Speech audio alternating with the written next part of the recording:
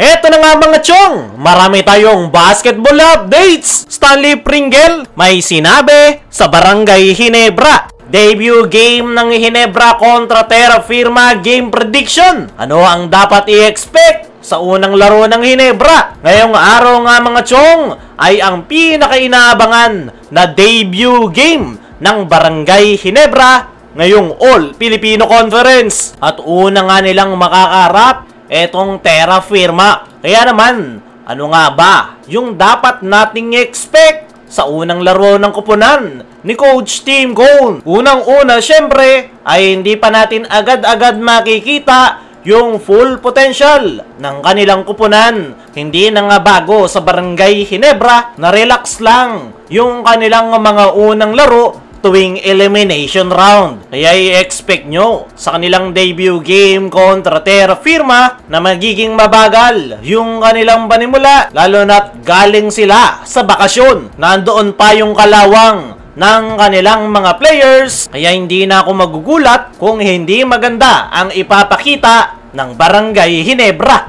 Pero ano nga ba yung mga kinakailangan nilang gawin para makuha nila yung kanilang unang panalo ngayong All Filipino?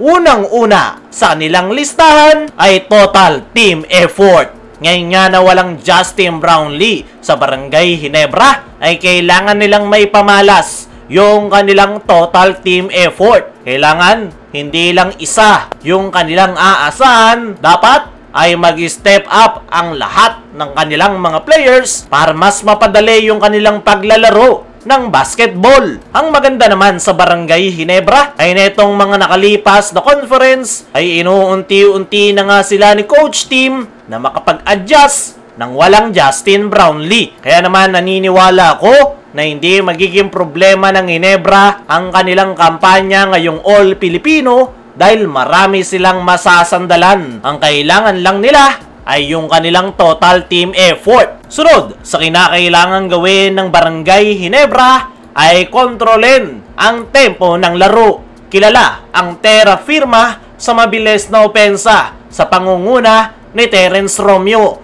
Nandyan rin si Stanley Pringle, kaya naman para mapigilan yan ay kailangang pabagalin ng Ginebra yung laro at dito nila magagamit ng gusto yung kanilang triangle offense. Yung nakikita nga natin na po pwedeng magpabagal dito kay Terence Romeo ay itong si Stephen Holt. Ito nga yung primary defender ni Coach Tim nung mga nakalipas na conference ay mga import yung kanyang dinepensahan. Kaya naman, hindi magiging problema kay Stephen Holt ang pagdepensa kay Terence. Pagdating naman kay Stanley Pringle ay po pwedeng si Scotty yung tumutok dyan. Pero masasakripisyo nga ni Scotty yung kanyang offensive side, kaya mas magandang bigyan ni Coach Tim ng playing time si Nards Pinto para depensahan si Pringle. At kung magagawa nga ng Barangay Ginebra na pabagalin si Terence at Pringle, ay madali lang nilang makokontrol ang tempo ng laro. Sunod sa kinakailangan gawin ng Barangay Ginebra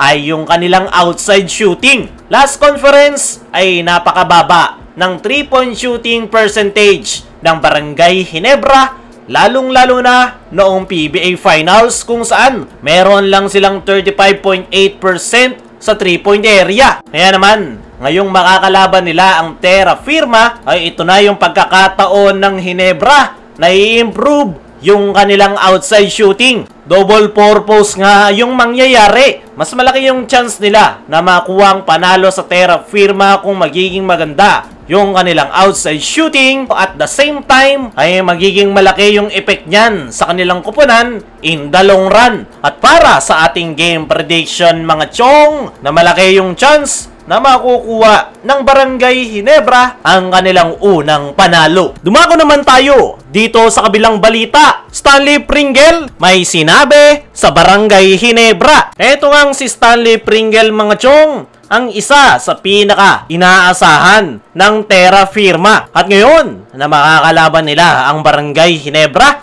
excited na nga itong si Stanley Pringle na makatapat ang kanyang dating koponan. Ayon niya sa kanyang naging latest interview ay hindi na nga ito makapaghintay na muling makaharap yung kanyang mga dating teammates sa Barangay Ginebra. Trabaho nga lang daw muna at walang kaibigan, lalo na't kinakailangan raw ng Terra Firma na makabounce back. Kaya naman, gagawin nga raw ang lahat netong si Stanley Pringle para matulungan ang kanyang kupunan na makuha ang panalo. Inamin rin netong si Stanley Pringle na mahirap para sa kanya every time na kinakalaban niya ang Barangay Ginebra. Dahil napakaraming araw nilang pinagsamahan noon sa Ginebra, pero at the same time, kinakailangan raw ni Stanley Pringle na gawin ang kanyang trabaho as a Terra Firma player. At bilang pagrespeto sa Barangay Ginebra, ay all-out performance nga raw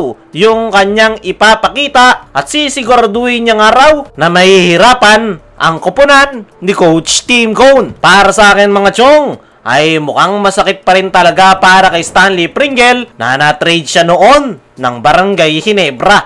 Pero at the same time, nandoon pa rin talaga yung kanyang respeto sa kanyang dating kupunan. Kaya mga chong, ano ang masasabi nyo? Na excited si Pringle na makalaban ang kanyang dating kupunan. Ano rin yung masasabi nyo sa magiging debut game ng Ginebra kontra Terra Firma? I-comment mo lang dyan sa ibaba.